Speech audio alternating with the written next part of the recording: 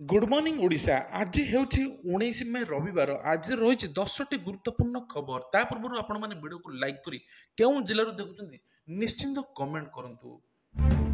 ପୁଣି ଡରାଇଲାଣି ତାତି ସକାଳ 8:30 ସୁଦ୍ଧା ଭୁବନେଶ୍ୱର ତାପମାତ୍ରା 34.6 ଡିଗ୍ରୀ ରହିଛି। ପୁଣି ବଢିଲା ତାତି କିଛି ଦିନର ଆଶ୍ୱସ୍ତି ପରେ ପୁଣି ଜଳିଲା ସହର ଅସ୍ତବ୍ୟସ୍ତ ହୋଇଗଲାଣି ଓ ଗରମ ଗୁଳୁଗୁଳି ମଧ୍ୟ ହେଉଛି। 8:30 ସୁଦ୍ଧା ଭୁବନେଶ୍ୱର ତାପମାତ୍ରା 34.6 ଥିବା ବେଳେ ଅନ୍ୟ ଜିଲ୍ଲା ଗୁଡ଼ିକରେ ମଧ୍ୟ 32 ଡିଗ୍ରୀ ଛୁଇଁଛି। ତେବେ ସକାଳୁ ସକାଳୁ 32 ଡିଗ୍ରୀ ଛୁଇଁବା ବହୁତ ବଡ଼ କଥା ଆଉ ଆଗକୁ ମଧ୍ୟ 45ରୁ 46 ଡିଗ୍ରୀ ତାପମାତ୍ରା ବୃଦ୍ଧି ପାଇବ ବୋଲି କୁହାଯାଉଛି। ତେବେ 21ରୁ 23 ଯାଏଁ ଗ୍ରୀଷ୍ମ ପ୍ରଭାବ ଆହୁରି ବଢ଼ିବ। ଏହି ସମୟରେ ତାତି ଅସମ୍ଭାଳ ହେବ। ସେହିପରି ଆଭ୍ୟନ୍ତରୀଣ ଓଡ଼ିଶାରେ ତାତି ଅଧିକ ଅନୁଭୂତ ହେବାରୁ ଏବେ ବାଲେଶ୍ୱର, ଭଦ୍ରକ, ଯାଜପୁର, କେନ୍ଦ୍ରାପଡ଼ା, କଟକ, ଜଗତସିଂହପୁର, ପୁରୀ, ଖୋର୍ଦ୍ଧା, ନୟାଗଡ଼, ଗଞ୍ଜାମ ଓ ଗଜପତି ଜିଲ୍ଲାରେ ଗ୍ରୀଷ୍ମ ପ୍ରଭାବ ସହ ଗୁଳୁଗୁଳି ଅନୁଭୂତ ହେବ। 20 ତାରିଖରେ ନୂଆପଡ଼ା, ବଲାଙ୍ଗୀର, ସୋନପୁର, ବୌଦ୍ଧ, ବରଗଡ଼, ଝାରସୁଗୁଡ଼ା, ସୁନ୍ଦରଗଡ଼, ମୟୂରଭଞ୍ଜ, କେଉଁଝର, କନ୍ଧମାଳ ଜିଲ୍ଲାରେ ଗ୍ରୀଷ୍ମ ପ୍ରଭାବ ହେବାକୁ ୟେଲୋ ୱାର୍ଣ୍ଣିଂ ଜାରି କରାଯାଇଛି। ତେବେ ଏହି ମାସ ଶେଷ ସୁଦ୍ଧା ଗ୍ରୀଷ୍ମ ପ୍ରଭାବ ଜାରି ରହିବ ବୋଲି କୁହାଯାଇଛି। ଆଉ ବେଳେ ବେଳେ କୌଣସି ଜିଲ୍ଲାରେ କାଳ ବୈଶାଖୀ ବର୍ଷା ଜନିତ ହେବ, କିନ୍ତୁ ଗରମରୁ ଆଶ୍ୱସ୍ତି ମିଳିବ ନାହିଁ ବୋଲି କୁହାଯାଇଛି। ଆଗାମୀ ମାସ ପର୍ଯ୍ୟନ୍ତ ଗୁଳୁଗୁଳି ହେବ ବୋଲି କୁହାଯାଇଛି ପାଣିପାଗ ବିଜ୍ଞାନ ପକ୍ଷରୁ। ଆଜି ଆସୁଛନ୍ତି ପ୍ରଧାନମନ୍ତ୍ରୀ ନରେନ୍ଦ୍ର ମୋଦି। ପୁଣି 2 ଦିନିଆ ଓଡ଼ିଶା ଗସ୍ତରେ ଆସୁଛନ୍ତି ପ୍ରଧାନମନ୍ତ୍ରୀ ନରେନ୍ଦ୍ର ମୋଦି। ପୁରୀରେ ତାଙ୍କର ଏକ ରୋଡ୍ ଶୋ କାର୍ଯ୍ୟକ୍ରମ ରହିଛି ଏବଂ ଆଜି ପ୍ରଧାନମନ୍ତ୍ରୀ ସନ୍ଧ୍ୟା 6ଟାରେ ଭୁବନେଶ୍ୱରରେ ପହଞ୍ଚିବେ। ରାଜ୍ୟ ବିଜେପି କାର୍ଯ୍ୟାଳୟରେ ଦଳୀୟ କାର୍ଯ୍ୟକର୍ତ୍ତାଙ୍କ ସହ ଆଲୋଚନା କରିବେ। ରାଜଭବନରେ ରାତ୍ରି ଯାପନ କରିବେ। 20 ତାରିଖରେ ପୁରୀ ଯାଇ ମହାପ୍ରଭୁ ଜଗନ୍ନାଥଙ୍କର ଆଶୀର୍ବାଦ ନେବେ। ପରେ ଏକ ରୋଡ୍ ଶୋରେ ସାମିଲ ହେବେ। ସକାଳ 9:30ଟାରେ ଅନୁଗୁଳ ଏବଂ 11:30ଟାରେ କଟକ ଜିଲ୍ଲା ପଡ଼ିଆରେ ଜନସଭାରେ ସମ୍ବୋଧିତ କରିବେ। ସେହିପରି ପ୍ରତିରକ୍ଷା ମନ୍ତ୍ରୀ ରାଜନାଥ ସିଂ ଆସନ୍ତାକାଲି 3ଟି ଜନସଭାକୁ ସମ୍ବୋଧିତ କରିବେ। ସକାଳ 10ଟାରେ ସମ୍ବଲପୁର ରେଢ଼ାଖୋଲରେ ନାକଟି ଦେଉଳ ଏବଂ 11:40ରେ କେଉଁଝର ପାଟଣା ଏବଂ ଅପରାହ୍ନ 1:30 ବେଳେ ଖୋର୍ଦ୍ଧାଠାରେ ଜନସଭାରେ ସମ୍ବୋଧିତ କରିବେ। ଏବେ ଅପରାହ୍ନ 2:55ରେ ଓଡ଼ିଶାରୁ ପ୍ରତ୍ୟାବର୍ତ୍ତନ କରିବେ। ବିରୋଧୀକୁ ପାଣ୍ଡିଆନଙ୍କ ଟାର୍ଗେଟ 10 ପୂର୍ବରୁ ସରକାର ଗଢ଼ିବୁ। ବିଜେପି କହୁଛି ଜୁନ 10ରେ ସରକାର ଗଢ଼ିବ, କିନ୍ତୁ ଆମେ ତା ପୂର୍ବରୁ ସରକାର ଗଢ଼ି ସାରିଥିବୁ। ଆପଣଙ୍କ ଆଶୀର୍ବାଦରେ ଜୁନ 9ରେ ନବୀନ ପଟ୍ଟନାୟକ ପୁଣି ଥରେ ମୁଖ୍ୟମନ୍ତ୍ରୀ ଭାବେ ଶପଥ ନେବେ ଓ ସରକାର ଗଢ଼ିବେ। ଶପଥ ନେବା ପରେ ପ୍ରଥମ ଭେଟି ହେବ ମାଗଣା ବିଜୁଳି। ଓଡ଼ିଶାର 90% ପରିବାର ବିଜୁଳି ବିଲ୍ ଛାଡ଼ ପାଇବେ। ଦ୍ୱିତୀୟରେ 100% ପରିବାରକୁ BSKY ସାମିଲ ଏବଂ ତୃତୀୟରେ ମିଶନ ଶକ୍ତି କର୍ମୀ ଏବଂ ସଦସ୍ୟଙ୍କ ପାଇଁ 60 ବର୍ଷ ପରେ ପେନସନ ବ୍ୟବସ୍ଥା କରାଯିବ। ଆଜି ପୁରୀ ଜିଲ୍ଲାରେ ମାରାଥନ ନିର୍ବାଚନୀ ପ୍ରଚାର ବେଳେ ଏଭଳି ଦମ୍ପତି କରିଛନ୍ତି ବିଜେଡି ନେତା କାର୍ତ୍ତିକ ପାଣ୍ଡିଆନ। ସତ୍ୟବାଦୀ ନିର୍ବାଚନ ମଣ୍ଡଳୀରେ କଣାସ ବ୍ଲକ ଜଙ୍କିଆ ଗଡ଼ସାହିଠାରେ ଆୟୋଜିତ କର୍ମୀ ସମାବେଶରେ ଯୋଗଦେଇ ପାଣ୍ଡିଆନ ସତ୍ୟବାଦୀ ନିର୍ବାଚନ ମଣ୍ଡଳୀରେ ବିଜେଡି ବିଧାୟକ ସଞ୍ଜୟ କୁମାର ଦାସବ୍ରହ୍ମା ଓ ପୁରୀ ଲୋକସଭା ପ୍ରାର୍ଥୀ ଅରୁପ ପଟ୍ଟନାୟକଙ୍କ ପାଇଁ ନିର୍ବାଚନ ପ୍ରଚାର କରିବା ସହ ଭୋଟ ମାଗିଛନ୍ତି ଏବଂ ଲୋକମାନଙ୍କୁ କହିଛନ୍ତି ନବୀନ ପଟ୍ଟନାୟକ ଶପଥ ନେବା ପରେ ସବୁ ଇଚ୍ଛା ପୂରଣ ହେବ ଏବଂ ବିଜୁଳି ମଧ୍ୟ ମାଗଣା ମିଳିବ ଏବଂ ଲୋକମାନଙ୍କର କୌଣସି ଅସୁବିଧା ହେବ ନାହିଁ ବୋଲି କୁହାଯାଇଛି। ବିଜେପିକୁ ଆକ୍ଷେପ କରି କହିଛନ୍ତି ବିଜେପି ଆସିଲେ କହୁଛି ମିଶନ ଶକ୍ତିକୁ ବନ୍ଦ କରିବ, BSKYକୁ ବନ୍ଦ କରିଦେବ। ଏହାକୁ ବନ୍ଦ କରିବା ଠିକ୍ କି? ଭୋଟରମାନେ ଭୋଟର ଦେବା ଉତ୍ତର ଦେବେ କି? ଆପଣମାନେ କୁହନ୍ତୁ, ଏହା ବନ୍ଦ କରିବା କେତେ ଦୂର ଠିକ୍? ବିଜେପି ଯାହା କହୁଛି କେବଳ ନିଜ ସ୍ୱାର୍ଥ ପାଇଁ କହୁଛି, ଏଭଳି କହିଛନ୍ତି କାର୍ତ୍ତିକ ପାଣ୍ଡିଆନ। କନ୍ଧମାଳ ଭୋଟକୁ ମାୟ ଭୟ 242 ବୁଥ ଜଗିଛନ୍ତି କେନ୍ଦ୍ରୀୟ ବାହିନୀ, SAG ଏବଂ DVF। ଆସନ୍ତା 20ରେ କନ୍ଧମାଳ ଲୋକସଭା ଆସନ ଏହା ଅନ୍ତର୍ଭୁକ୍ତ 7ଟି ବିଧାନସଭା ପାଇଁ ମତଦାନ ହେବ। ଏଣୁ ଆଜି ସନ୍ଧ୍ୟାରୁ ସମସ୍ତ ରାଜନୈତିକ ଦଳର ପ୍ରାର୍ଥୀ ନିର୍ବାଚନ ପ୍ରଚାର ବନ୍ଦ କରିଛନ୍ତି। କିନ୍ତୁ କନ୍ଧମାଳ ଏକ ମାଓପ୍ରବଣ ଜିଲ୍ଲା ହୋଇଥିବାରୁ ଶାନ୍ତି ଶୃଙ୍ଖଳା ସହିତ ନିର୍ବାଚନ ପରିଚାଳନା ପାଇଁ ପୋଲିସ ବଡ଼ ଆହ୍ୱାନ ହୋଇଛି। ଜିଲ୍ଲାରେ ମୋଟ 660 ବୁଥ ମଧ୍ୟରୁ 242 ବୁଥ ଅତି ସମ୍ବେଦନଶୀଳ ବୋଲି ଘୋଷଣା କରାଯାଇଛି। ଏହି 242 ବୁଥରେ ଶାନ୍ତିପୂର୍ଣ୍ଣ ମତଦାନ ପରିଚାଳନା କରିବା ପୋଲିସ ପ୍ରଶାସନ ପକ୍ଷରୁ ବ୍ୟାପକ ସୁରକ୍ଷା ବ୍ୟବସ୍ଥା କରାଯାଇଛି। ତେଣୁ ମାୟ ଉପଦ୍ରବ କୋଟଗଡ଼ ଏବଂ ଡୁମୁଡ଼ିବନ୍ଧ, ବାଲିଗୁଡ଼ା, ଫିରିଙ୍ଗିଆ ଅଞ୍ଚଳରେ କମ୍ବି ଅପରେସନକୁ ବ୍ୟାପକ କରାଯାଇଛି। ଆଉ ସେଠି CRPF ଏବଂ BSF ଯବାନଙ୍କୁ ମୁତୟନ କରାଯାଇଛି। ଅନ୍ୟପଟେ ନିର୍ବାଚନ କମିଶନଙ୍କ ମାର୍ଗଦର୍ଶିତା ଅନୁସାରେ ପ୍ରତି ପୋଲିଂ ପାର୍ଟି ସହିତ ଜଣେ ପୋଲିସ ଅଫିସରକୁ ଯୋଗାଇ ଦିଆଯାଇଛି ବୋଲି ଏସ୍ପି ପାତ୍ର କହିଛନ୍ତି। 22ରେ ଲଘୁଚାପ, 24ରେ ଅବପାତ, ବଙ୍ଗୋପସାଗର ଦାନା ବାନ୍ଧୁଛି ଘୂର୍ଣ୍ଣିବଳୟ। ଆସନ୍ତା 22 ତାରିଖ ବେଳକୁ ଦକ୍ଷିଣ ପଶ୍ଚିମ ବଙ୍ଗୋପସାଗର ଅଞ୍ଚଳରେ ଏକ ଲଘୁଚାପ କ୍ଷେତ୍ର ସୃଷ୍ଟି ହେବ। ପ୍ରାଥମିକ ସ୍ତରରେ ଉତ୍ତର ପୂର୍ବ ଦିଗରେ ଗତି କରିବ। ପରବର୍ତ୍ତୀ ସମୟରେ କେନ୍ଦ୍ରୀୟ ବଙ୍ଗୋପସାଗର ଅଞ୍ଚଳରେ ଆହୁରି ଘନୀଭୂତ ହୋଇ 24 ତାରିଖ ବେଳକୁ ଅବପାତରେ ପରିଣତ ହେବାର ସମ୍ଭାବନା ଅଛି। ଆଞ୍ଚଳିକ ପାଣିପାଗ ବିଜ୍ଞାନ କେନ୍ଦ୍ର ପକ୍ଷରୁ ଏଭଳି ପୂର୍ବାନୁମାନ କରାଯାଇଥିଲେ ମଧ୍ୟ ଅବପାତର ଗତିପଥ ସମ୍ପର୍କରେ କୌଣସି ସ୍ପଷ୍ଟ ସୂଚନା ଦିଆଯାଇ ନାହିଁ। ପାଣିପାଗ କେନ୍ଦ୍ରର ବୈଜ୍ଞାନିକ ଉମାଶଙ୍କର ଦାସ କହିବା ଅନୁଯାୟୀ ଘୂର୍ଣ୍ଣିବଳୟ ଅବପାତରେ ପରିଣତ ହେବା ନେଇ ଆକଳନ କରାଯାଇଛି। ପରବର୍ତ୍ତୀ ସମୟରେ ଏହା ରୂପ କଣ ହେବ ତାହା ଜଣାପଡ଼ିନାହିଁ। ଗତ 24 ଘଣ୍ଟା ମଧ୍ୟରେ ଦକ୍ଷିଣ ଓଡ଼ିଶାରେ କେତେକ ସ୍ଥାନରେ ବର୍ଷା ହୋଇଛି। ଗୋଟିଏ ନିମ୍ନଚାପ ରେଖା ଦକ୍ଷିଣ ଛତିଶଗଡ଼ କର୍ଣ୍ଣାଟକ ପର୍ଯ୍ୟନ୍ତ ବ୍ୟାପିଥିବାରୁ ଦକ୍ଷିଣ ଓଡ଼ିଶାର ବିଜୁଳି ଘଡ଼ଘଡ଼ି ସହ କିଛି ସମୟ ପାଇଁ ବର୍ଷା ହେବ। 40ରୁ 50 କିଲୋମିଟର ବେଗରେ ପବନ ବହିପାରେ, କିନ୍ତୁ ଗ୍ରୀଷ୍ମର ପ୍ରଭାବ ଜାରି ରହିବ ବୋଲି କୁହାଯାଇଛି। 20ରୁ 22 ତାରିଖ ମଧ୍ୟରେ କେତେକ ସ୍ଥାନରେ ଗ୍ରୀଷ୍ମ ପ୍ରଭାବ ସ୍ଥିତି ଉପୁଜିବ। ଆଉ ସବୁଠାରୁ ବଡ଼ କଥା ହେଉଛି ଏ ମାସ ଶେଷ ଯାଏଁ ମଧ୍ୟ ଗ୍ରୀଷ୍ମ ପ୍ରଭାବ ଜାରି ରହିବ।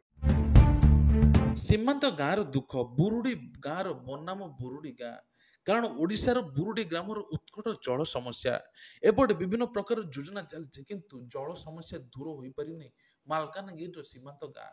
ନିର୍ବାଚନରେ ନେତାଙ୍କ ପ୍ରତିଶ୍ରୁତି ପାଣିର ଗାଁର ସଦସ୍ୟ ହେଉଛି, କିନ୍ତୁ ସମସ୍ତେ ଆସି ନିଜର ମତ ଦେଉଛନ୍ତି ଏବଂ କହୁଛନ୍ତି କିଛି ଦିନ ପରେ ଜଳ ସମସ୍ୟା ସବୁ ସମାଧାନ ହୋଇଯିବ, କିନ୍ତୁ ଏପର୍ଯ୍ୟନ୍ତ ହୋଇନାହିଁ। ବିକାଶର ନାଁ ଗନ୍ଧ ନାହିଁ, ଲୋକେ ଭାଗ୍ୟକୁ ଆଦରି ପଡ଼ି ରହିଛନ୍ତି। ଏଭଳି ଏକ ଗାଁ ମାଲକାନଗିରି ସଦର ବ୍ଲକର ତଣ୍ଡକୀ ପଞ୍ଚାୟତର ଛତିଶଗଡ଼ ସୀମାକୁ ଲାଗି ରହିଥିବା ବୁରୁଡି ଗ୍ରାମର ଦୁଃଖ କହିଲେ ନ ସରେ। ଓଡ଼ିଶାରେ ରହୁଥିବା ବୁରୁଡି ଏବଂ ଛତିଶଗଡ଼ରେ ରହୁଥିବା ବୁରୁଡି ଗ୍ରାମ ମଧ୍ୟରେ ଅନେକ ତଫାତ ରହିଛି। ଓଡ଼ିଶାର ବୁରୁଡି ଗ୍ରାମରେ ବିକାଶର ଛାଇ ନ ପଡ଼ିଥିବା ବେଳେ ଛତିଶଗଡ଼ର ବୁରୁଡି ଗ୍ରାମରେ ବିକାଶର ଆକାଶ ଛୁଆଁ ହୋଇଛି। ତେଣୁ ଲୋକମାନେ ଏପଟେ ବୁରୁଡି ଗ୍ରାମର ଓଡ଼ିଶା ପାଖରେ ଯେଉଁ ଅଛି ବୁରୁଡି ଗ୍ରାମ, ସେଥିରେ ଲୋକ ପାଣି ପିଇବା ପାଇଁ ପାଉନାହାନ୍ତି, କିନ୍ତୁ ଛତିଶଗଡ଼ ବୁରୁଡି ଗ୍ରାମରେ ଆକାଶ ଛୁଆଁ ହୋଇଛି। ସବୁ ପ୍ରକାର ସମାଧାନ ମିଳିଛି, ସବୁ ପ୍ରକାର ଯୋଜନା ମିଳିଛି। ଏହି ଗ୍ରାମରେ ପ୍ରାୟ 80 ପରିବାର ବାସବାସ କରୁଛନ୍ତି। 3ଟି ନଳକୂପ ଅଛି, କିନ୍ତୁ କୌଣସି ପାଣି ବାହାରୁନାହିଁ। କିନ୍ତୁ 2ଟି କେବେଠାରୁ ପାଣି ବାହାରୁଛି, କିନ୍ତୁ ବନ୍ଦ ହେଇଯାଉଛି। ମନ ହେଲେ ଘଣ୍ଟାକରେ ପାଣି ବାହାରୁଛି, ନଚେତ୍ ଘଣ୍ଟା ଘଣ୍ଟା ଧରି ପାଣି ବାହାରୁନାହିଁ। ସରକାରକୁ ଗୁହାରି କରିବା ପରେ ମଧ୍ୟ ଏପର୍ଯ୍ୟନ୍ତ କୌଣସି ସମାଧାନ ହୋଇନାହିଁ। ଆମେ କିପରି ଭୋଟ ଦେବୁ?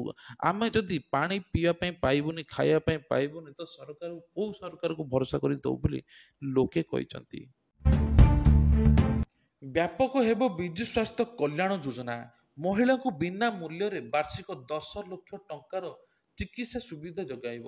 ସାଧାରଣ ଜନତାଙ୍କର ସ୍ୱାସ୍ଥ୍ୟର ଉନ୍ନତି ଏବଂ ଅର୍ଥକୁ ଚିନ୍ତା ଦୃଷ୍ଟିରେ ରଖି ବିଜେଡି ସରକାର ଓଡ଼ିଶାବାସୀଙ୍କ ପାଇଁ ବିଜୁ ସ୍ୱାସ୍ଥ୍ୟ କଲ୍ୟାଣ ଯୋଜନା ଲାଗୁ କରିଛନ୍ତି। ଏହି ଯୋଜନା ମାଧ୍ୟମରେ ଲୋକଙ୍କୁ ଆଶ୍ୱସ୍ତି ଦେବା ପାଇଁ ସରକାର ବଡ଼ ଉଦ୍ୟମ କରିଛନ୍ତି। ରାଜ୍ୟରେ ପ୍ରତ୍ୟେକ ଲୋକଙ୍କ ପାଖରେ ବିଏସ୍କେୱାଇ ଯୋଜନା ପହଞ୍ଚାଇବାକୁ ମଧ୍ୟ ଚେଷ୍ଟା କରିଛନ୍ତି। ତେବେ ବିଏସ୍କେୱାଇ କାର୍ଡ ମାଧ୍ୟମରେ ପୂର୍ବରୁ କେବଳ ଗ୍ରାମାଞ୍ଚଳର ଗରିବ ଶ୍ରେଣୀ ଲୋକମାନେ ଚିକିତ୍ସା ସୁବିଧା ପାଉଥିବା ବେଳେ ସହରାଞ୍ଚଳରେ ଲୋକଙ୍କୁ ମିଳିବ ବୋଲି ମୁଖ୍ୟମନ୍ତ୍ରୀ ନବୀନ ପଟ୍ଟନାୟକ ଘୋଷଣା କରିଛନ୍ତି। କେବଳ ସହରାଞ୍ଚଳରେ ନୁହନ୍ତି, ବରଂ ବିଜେଡି ସରକାରଙ୍କ ଏହି ଯୋଜନାର ଲାଭ ସରକାରୀ ଚାକିରିଆମାନେ ମଧ୍ୟ ପାଇପାରିବେ ବୋଲି ମୁଖ୍ୟମନ୍ତ୍ରୀ ନବୀନ ପଟ୍ଟନାୟକ କହିଛନ୍ତି। ଏହି କାର୍ଡ ମାଧ୍ୟମରେ ଯୋଗ୍ୟ ହିତାଧିକାରୀମାନେ ପରିବାରରେ ବିନା ମୂଲ୍ୟରେ କୌଣସି ଘରୋଇ ମେଡିକାଲରେ ଚିକିତ୍ସା କରିପାରିବେ। ରାଜ୍ୟ ସରକାରଙ୍କ ଯୋଜନା ମାଧ୍ୟମରେ ପୁରୁଷମାନଙ୍କ ପାଇଁ ବର୍ଷକୁ 5 ଲକ୍ଷ ଥିବାବେଳେ ମହିଳାମାନଙ୍କ ପାଇଁ ବାର୍ଷିକ 10 ଲକ୍ଷ ଟଙ୍କା ସୁବିଧା ରହିଛି। ଏହି ବିଜେଡି ସରକାର ସବୁଠାରୁ ସଫଳ ଯୋଜନା ବୋଲି କୁହାଯାଇଛି। ବିଏସ୍କେୱାଇ ଯୋଜନା ମାଧ୍ୟମରେ ରାଜ୍ୟରେ 96% ପରିବାର ଉପକୃତ ହେଉଛନ୍ତି। ସରକାର ଏନେଇ କହିଛନ୍ତି, ଆଉ ଲୋକମାନେ ମଧ୍ୟ ବହୁତ ଖୁସି ଅଛନ୍ତି। ଓଡ଼ିଶାରୁ ଜବତ ହେଲାଣି 255 କୋଟି ଟଙ୍କାର ସାମଗ୍ରୀ, ନଗଦ 17 କୋଟି ଟଙ୍କା, 36 କୋଟିର ମଦ ଧରାପଡ଼ିଲାଣି। ନିର୍ବାଚନ ପ୍ରକ୍ରିୟା ଆରମ୍ଭ ହେବା ଦିନଠାରୁ ଓଡ଼ିଶାରେ ଚଢ଼ାଉ ଜୋରଦାର କରାଯାଇଛି। ବର୍ତ୍ତମାନ ସୁଦ୍ଧା 255 କୋଟି ମୂଲ୍ୟର ସାମଗ୍ରୀ ଜବତ ହେଲାଣି। ଏଥିରେ 17 କୋଟି 18 ଲକ୍ଷ ନଗଦ ଟଙ୍କା ରହିଛି। ମୁଖ୍ୟ ନିର୍ବାଚନ ଅଧିକାରୀ ନିକୁଞ୍ଜ ବିହାରୀ ଧଳ କହିଛନ୍ତି, ଓଡ଼ିଶାର ବର୍ତ୍ତମାନ ସୁଦ୍ଧା ଜବତ ହୋଇଥିବା ଟଙ୍କା ମଧ୍ୟରେ ସୋମବାର ଦିନ ନିର୍ବାଚନ ହେଉଥିବା 5ଟି ଲୋକସଭା ଆସନରୁ କେବଳ 3 କୋଟି 17 ଲକ୍ଷ ଟଙ୍କା ନଗଦ ଟଙ୍କା ଜବତ ହୋଇଛି। ଏଥିରେ ସବୁଠାରୁ ବରଗଡ଼ ସଂସଦୀୟ କ୍ଷେତ୍ରର 1 କୋଟି 26 ଲକ୍ଷ ଟଙ୍କା, ସୁନ୍ଦରଗଡ଼ର 40 ଲକ୍ଷ ଟଙ୍କା, ବଲାଙ୍ଗୀରର 35 ଲକ୍ଷ ଟଙ୍କା, କନ୍ଧମାଳର 36 ଲକ୍ଷ ଟଙ୍କା, ଆସ୍କାରେ 13 ଲକ୍ଷ ଟଙ୍କା ନଗଦ ଟଙ୍କା ଜବତ ହୋଇଛି। ତେଣୁ ବାକି 14 କୋଟି ରାଜ୍ୟର ଅନ୍ୟ ସ୍ଥାନରୁ ଜବତ ହୋଇଛି ବୋଲି କୁହାଯାଇଛି। ସାରା ରାଜ୍ୟରେ ମୋଟ 31,30,000 ଲିଟର ମଦ ଜବତ ହୋଇଥିବା ବେଳେ ଏହାର ଆନୁମାନିକ ମୂଲ୍ୟ 35,84,00,000 ଟଙ୍କା ହୋଇଛି। ବରଗଡ଼ରେ ସବୁଠୁ ଅଧିକ ନଗଦ ଟଙ୍କା ଏବଂ ସବୁଠୁ ଅଧିକ ମଦ ଜବତ ହୋଇଛି। ଏଠାରେ ପ୍ରାୟ 8 ଲକ୍ଷ ଲିଟର ମଦ ଜବତ ହୋଇଛି, ଯାହାର ମୂଲ୍ୟ 9 କୋଟି ଟଙ୍କା ହେବ ବୋଲି କୁହାଯାଉଛି। ଏହିପରି ମୋଟ 254,84,00,000 ଟଙ୍କା ମୂଲ୍ୟର ସାମଗ୍ରୀ ଜବତ ହୋଇଛି। ପଞ୍ଚମ ପର୍ଯ୍ୟାୟ ପ୍ରଚାର ଶେଷ। 49 ଆସନରେ 695 ପ୍ରାର୍ଥୀ। ଲୋକସଭା ନିର୍ବାଚନ ପଞ୍ଚମ ପର୍ଯ୍ୟାୟ ଭୋଟ ଗ୍ରହଣ ପାଇଁ ଆଜି ପ୍ରଚାର ଶେଷ ହୋଇଛି। ସୋମବାର ଦିନ ପଞ୍ଚମ ପର୍ଯ୍ୟାୟରେ 6ଟି ରାଜ୍ୟ 2ଟି କେନ୍ଦ୍ରଶାସିତ ଅଞ୍ଚଳରେ ମୋଟ 49 ଆସନରେ ଭୋଟ ଗ୍ରହଣ ହେବ। 695 ପ୍ରାର୍ଥୀ ଏହି ପର୍ଯ୍ୟାୟରେ ପ୍ରତିଦ୍ୱନ୍ଦ୍ୱିତା କରୁଛନ୍ତି। ପଞ୍ଚମ ପର୍ଯ୍ୟାୟରେ ବିହାର, ଉତ୍ତରପ୍ରଦେଶ, ପଶ୍ଚିମବଙ୍ଗ, ମହାରାଷ୍ଟ୍ର, ଝାଡ଼ଖଣ୍ଡ, ଓଡ଼ିଶା, ଜାମ୍ମୁ କାଶ୍ମୀର ଏବଂ ଲଦାଖରେ ଭୋଟ ଅଛି। ବିହାରରେ 5ଟି ଆସନ, ଜାମ୍ମୁ କାଶ୍ମୀରରେ ଗୋଟିଏ ଆସନ, ଝାଡ଼ଖଣ୍ଡରେ 3ଟି ଆସନ, ଲଦାଖରେ ଗୋଟିଏ, ମହାରାଷ୍ଟ୍ରରେ 13ଟି, ଓଡ଼ିଶାରେ 5ଟି, ଉତ୍ତରପ୍ରଦେଶରେ 14ଟି ଏବଂ ପଶ୍ଚିମବଙ୍ଗରେ 7ଟି ଆସନରେ ଭୋଟ ଗ୍ରହଣ ହେବ। ପଞ୍ଚମ ପର୍ଯ୍ୟାୟରେ କେବଳ 12% ପ୍ରାର୍ଥୀ ମହିଳା ଅଛନ୍ତି। ପଞ୍ଚମ ପର୍ଯ୍ୟାୟରେ 695 ପ୍ରାର୍ଥୀଙ୍କ ମଧ୍ୟରୁ 42 ଜଣ ହେଉଛନ୍ତି ମହିଳା। ତେଣୁ 23% ସେମାନଙ୍କ ବିରୋଧରେ ଅପରାଧିକ ମାମଲା ଘୋଷଣା କରିଥିବା ବେଳେ 18% ସେମାନଙ୍କ ବିରୋଧରେ ସାଂଘାତିକ ଅପରାଧିକ ମାମଲା ଘୋଷଣା ହୋଇଛି। ତେଣୁ ଏନେଇ ଲୋକଙ୍କ ମନରେ ଦ୍ୱନ୍ଦ୍ୱ ସୃଷ୍ଟି ହୋଇଛି, କାହାକୁ ଭୋଟ ଦେବେ। ଅପେକ୍ଷା ରହିଲା ଏବେ ପଞ୍ଚମ ପର୍ଯ୍ୟାୟରେ ଭୋଟ ନିର୍ବାଚନକୁ। ଭଗବାନ କୃଷ୍ଣକୁ ଆଉ ବେଶୀ ଦିନ ଅପେକ୍ଷା କରାଇବନି, ଅଯୋଧ୍ୟାରୁ ମଥୁରା ଆଡ଼କୁ ଯିବୁ, ଏଭଳି କହିଛନ୍ତି ଯୋଗୀ। ଲୋକସଭା ନିର୍ବାଚନ ପୂର୍ବରୁ ମହାରାଷ୍ଟ୍ର ଗସ୍ତରେ ଉତ୍ତରପ୍ରଦେଶର ମୁଖ୍ୟମନ୍ତ୍ରୀ ଯୋଗୀ ଆଦିତ୍ୟନାଥ ବିଜେପି ପ୍ରାର୍ଥୀଙ୍କ ସମର୍ଥନରେ ଜନସଭାକୁ ସମ୍ବୋଧିତ କରିଛନ୍ତି। ଏହି ସମୟରେ ସେ ଉତ୍ତର କେନ୍ଦ୍ରୀୟ ମୁମ୍ବାଇର ବିଜେପି ପ୍ରାର୍ଥୀ ଉଜ୍ଜଳ ନିକମଙ୍କ ସମର୍ଥନରେ ଏକ ସାଧାରଣ ସଭା କରିଥିଲେ। ସମଗ୍ର ଦେଶର ଯେଉଁ ଉତ୍ସାହ ଦେଖିବାକୁ ମିଳିଥିଲା, ତାହା ମହାରାଷ୍ଟ୍ର ମୁମ୍ବାଇରେ ଦେଖିବାକୁ ମିଳୁଛି ବୋଲି ସେ କହିଥିଲେ। ମୁଖ୍ୟମନ୍ତ୍ରୀ ଯୋଗୀ କହିଛନ୍ତି ଯେ ମହାରାଷ୍ଟ୍ରରେ ଲୋକମାନେ ମଧ୍ୟ କହିଛନ୍ତି ଯେ ଯେଉଁମାନେ ଦିଲ୍ଲୀରେ ଶାସନ କରିବେ ସେମାନେ ରାମ ଭକ୍ତ ହେବେ। ଉଜ୍ଜଳ ନିକମ ମଧ୍ୟ ଦେଶପ୍ରେମୀ ଭାବରେ ଆମ ମଧ୍ୟରେ ଅଛନ୍ତି। ଉଜ୍ଜଳ ନିକମଙ୍କୁ ପ୍ରଶ୍ନ କରି ବିରୋଧୀ କଂସାଇ କସାବର ମହିମା ଲଣ୍ଡନ କହିଛନ୍ତି ଯେ ଯେଉଁମାନେ ଭାରତର ପୁତ୍ରମାନେ ନ୍ୟାୟ ଦେବା ପାଇଁ ନିଜ ଜୀବନକୁ ବାଜି ଲଗାଇଥିଲେ ସେମାନେ ଆଜି ଆମ ସହିତ ଅଛନ୍ତି। ଏବେ ଆକ୍ରମଣ କରିବାକୁ କାହାର ସାହସ ମଧ୍ୟ ନାହିଁ। ସେହିପରି ମହାରାଷ୍ଟ୍ରରେ ଧୁଲେରରେ ଜନସଭାକୁ ସମ୍ବୋଧିତ କରି ସିଏମ୍ ଯୋଗୀ କହିଛନ୍ତି ଯେ କଂଗ୍ରେସ ରାଜ୍ୟ ସଭାପତି କହୁଛନ୍ତି ଯଦି ତାଙ୍କ ସରକାର ଆସିବ ତେବେ ରାମ ମନ୍ଦିର ଧୋଇ ଦେବେ। ପ୍ରକୃତ କଥା ହେଉଛି ଉତ୍ତରପ୍ରଦେଶବାସୀଙ୍କୁ ଆପଣଙ୍କୁ ଅଯୋଧ୍ୟାରେ ପହଞ୍ଚିବା ପାଇଁ ସୁଯୋଗ ଦେବେ ନାହିଁ ବୋଲି କୁହାଯାଇଛି। ତେଣୁ ଆପଣମାନେ ସଜାଗ ହୋଇଯାଆନ୍ତୁ, ଆପଣମାନଙ୍କ ନିଷ୍ପତ୍ତି। ତେଣୁ ଏଇଭଳିଆ ପ୍ରତ୍ୟେକ ଦିନ ଦେଶ ବିଦେଶର ମୁଖ୍ୟ ଖବର ପାଇବା ପାଇଁ ହେଲେ ଚ୍ୟାନେଲକୁ ସବସ୍କ୍ରାଇବ କରିଦିଅନ୍ତୁ।